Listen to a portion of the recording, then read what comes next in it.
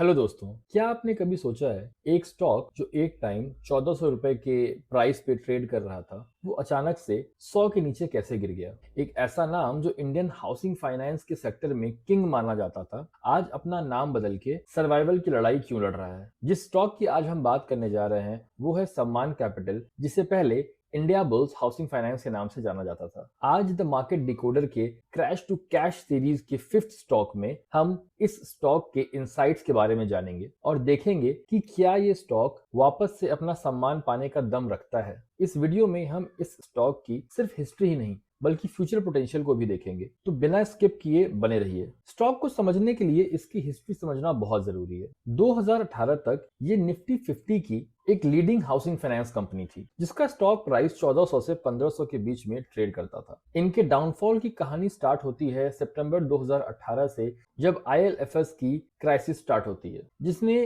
पूरे NBFC sector में एक लिक्विडिटी क्रंच पैदा कर दिया था। इसके बाद 2019 में कंपनी पे कॉर्पोरेट गवर्नेंस और फंड के मिस अप्रोप्रिएशन के एलिगेशंस भी लगे। इन न्यूज की वजह से स्टॉक में एक हैवी पैनिक सेलिंग हुई और प्राइस ड्रास्टिकली नीचे गिर गया। एक सिंगल डे में स्टॉक 35 से 40% का गैप डाउन दिखाता है और इसके बाद शुरू होती है गिरावट की एक डोमिनो इफेक्ट। हालांकि बाद में दिल्ली हाई कोर्ट ने इस एलिगेशंस को खारिज कर दिया, पर तब तक डैमेज हो चुका था इनके ब्रांड को और इनके ट्रस्ट को भी। इस क्राइसिस के बाद प्रमोटर समीर गहलोत ने अपना पूरा स्टेक इस कंपनी से एग्जिट कर दिया और कंपनी बन जाती है प्रमोटरलेस बोर्ड रन कंपनी। 2024 में इस कंपनी का नाम बदल के रखा जाता है सम्मान कैपिटल, ताकि इंडिया बुल्स हाउसिंग फाइनेंस के स्कैम के नाम से इसे अलग किया जा सके। ये ट्रांजिशन दिखाता है कि मैनेजमेंट अब ट्रांसपेरेंसी और इंस्टीट्यूशनल स्टेबिलिटी पे ज्यादा फोकस कर रही है। सम्मान कैपिटल ने सिर्फ अपना नाम नहीं लेकिन अपने काम करने का तरीका भी पूरी तरीके से चेंज कर दिया है।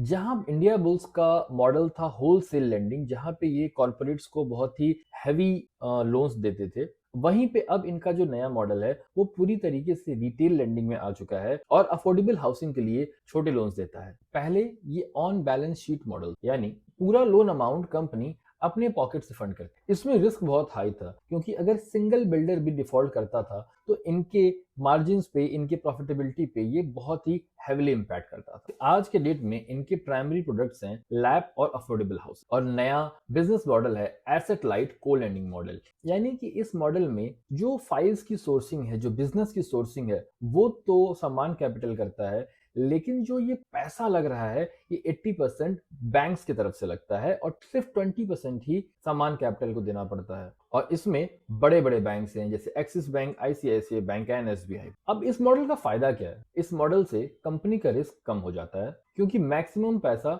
बैंक्स का लगा है। साथ ही इनका कैपिटल ब्लॉक नहीं होता है, जिससे रिटर्न ऑन इक्विटी बेहतर होने की उम्मीद बढ़ जाती है। प्रोफेशनल टर्म्स में कहें तो ये कंपनी अब लेंडर से ज्यादा एक लोन सर्विसिंग मशीन जैसी बन चुकी है। फाइनेंशियल्स की बात करें तो जुलाई 2024 के बाद से, जब से इसका नाम सम्मान कैपिटल हुआ है, इनके बहुत सारे स्ट्रैटेजिक चेंजेस चल रहे हैं, जिसकी वजह से हमें इनके फाइनेंशियल्स में बहुत डिफरेंस नहीं दिख रहा है। रेवेन्यूज फ्लैट हैं, प्रॉफिट्स फ्लैट हैं, बट अच्छी बात यह है कि धीरे धीरे इनके जो पुराने लोन्स थे वो क्लियर होते जा रहे हैं। सो जो बैड क्वालिटी पोर्टफोलियो था वो कम हो रहा है, ग्रॉस एनपीए इंप्रूव हो रहा है और नेट एनपीए भी इंप्रूव हो रहा है। सो किसी भी बैंक्स या फाइनेंशियल इंडस्ट्री के लिए उनका ग्रॉस एनपीए और नेट एनपीए कम होना दिखाता है पोर्टफोलियो की क्वालिटी बेहतर होना, जो कि एक बहुत ही अच्छी बात। प्राइस टू बुक वैल्यू देखें तो वो करंटली 0.5 की है, जो कि medium price to book value 0.6 से थोड़ी अंडर वैल्यूड है, लेकिन इसे बहुत ज्यादा अंडर वैल्यूड कहना एक गलती होगी।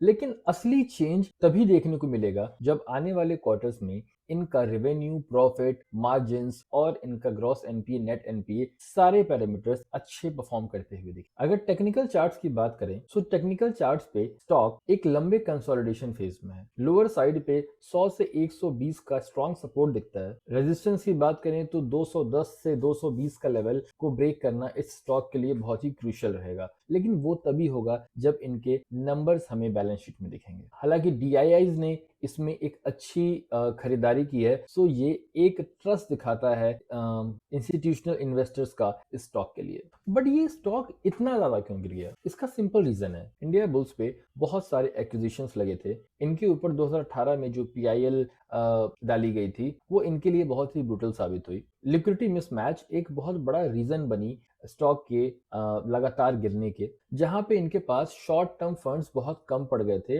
लॉन्ग टर्म गोल्स को पूरे करने के लिए। Then regulatory hurdles, Indiabulls housing finance और लक्ष्मी विलास बैंक का मर्जर होना था, लेकिन इस नेगेटिव न्यूज के आ जाने की वजह से ये मर्जर नहीं हो पाता है, जिसने नेगेटिविटी को मार्केट में और भी ज्यादा इन्वेस्टर्स के मन में बढ़ा दिया और इंडिया बुल्स की क्रेडिबिलिटी को एकदम जमीन पे लाके पटक दिया। और रियल एस्टेट को दिए गए होलसेल लोन्स की वजह से इनके एसेट क्वालिटी का स्ट्रेस बहुत ज्यादा बढ़ गया था और इस सारे फैक्टर्स ने मिला के एक ट्रस्ट डेफिसिट पैदा कर दिया, जिसने पूरी वैल्यूएशन को इरोड कर दिया, क्योंकि वैल्यूएशन ट्रस्ट पे बनी होती है और गुडविल जाने के बाद वो वैल्यूएशन भी चली जाती है। कंपनी के स्ट्रेंथ की बात करें तो इनकी आज की सबसे बड़ी स्ट्रेंथ है इनका नया इंस्टीट्यूशनल बेस। एवनीर इन्वेस्टमेंट जैसे ग्लोबल जाइंट ने इस स्टॉक में इन्वेस्ट किया है, जो इनके नए बिजनेस मॉडल पे कॉन्फिडेंस दिखाता है। अब कंपनी को एक प्रोफेशनल बोर्ड लीड कर रहा है, जिसमें फॉर्मर बैंकिंग रेगुलेटर्स भी शामिल हैं। इनका फोकस अब रिटेल होम लोन्स और अफोर्डेबल हाउसिंग पे शिफ्ट हो चुका है, जो कि इंडिया के हिसाब से एक बहुत ही profitable and growing segment. Risk की बात करें तो इनके लिए आज सबसे बड़ा रिस्क है कॉस्ट ऑफ फंड्स। एनबीएफसी होने के नाते इनका कॉस्ट ऑफ फंड